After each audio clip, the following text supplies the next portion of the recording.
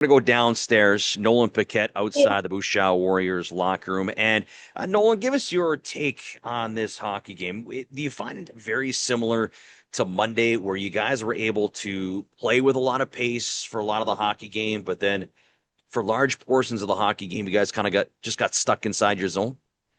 Yeah, I think we really built off Monday. We had more scoring chances, more shots on net. Like you said, at the end of the day, they control the play in the ozone and end up getting more shots and they capitalize on those chances. Had some quality chances in the third period. Those are the moments in the hockey game where Moose Jaw needs to capitalize. Hey.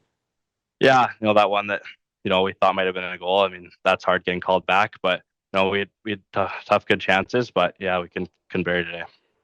I got a two-part question for you, Nolan. Number one, can you try and describe how difficult it is to be a defenseman when that forecheck is on you as quick as it is? And number two, what can you guys do to kind of break that down and get that puck out afterwards? Yeah, they're a fast team and they hit hard too. So I mean, when they establish a couple of hits, it makes it harder and less confident going back for pucks. But I think just getting there as quick as possible and getting over to your D partner. I mean, that's the best thing you can do. Big important to stay positive going into tomorrow's game against Prince George. Yeah, no, we're positive. I mean, we built off Monday. We felt good. We checked hard, and we brought the compete tonight for 60 minutes. So I think we can feel good going tomorrow. Nolan, appreciate the time. Good luck tomorrow against the Cougars. Thank you. Appreciate it, James. Go again back downstairs. Magri Coaches Show with assistant coach Curtis Perverzov. Curtis, we just talked to Nolan Paquette. He felt the guys battle for a large portion of the hockey game. Didn't make it easy. I don't think it's a 6-2 hockey game, but give us your thoughts. Do you like to compete from your guys? Yeah, I think so. I think that's fair. I think there's effort from all the guys tonight. I think throughout all periods. We've talked about PA being a good team, obviously, and where we are with our group right now. We're not there yet, but I think the effort and the compete was there. The intent to do the right thing for the most part was there, and they cashed in on their opportunities. How hard was it after giving up those two late goals in the first period, similar to what happened on Monday? Yeah, always tough. It's always tough when you give up ones. I think with a few seconds left in the period there, you have to kind of sit with that. But there's two ways you can go about that: is you can sink or you can try and elevate your game and play a bit of a harder game yourself. And I thought we were doing that for the most part. So I think there's a lot of positives that we can take out of a game like today. And like you talk about 6-2, maybe not exactly a 6-2 game, but still think there's lots of good things that we can build off of and be ready to go for tomorrow. There's no doubt you just played against a very solid quality team. At times it looked like you guys were just kind of chasing the puck. They seem to get to pucks first in your guys' end. What can you guys do to break down that offensive onslaught that they come at you with?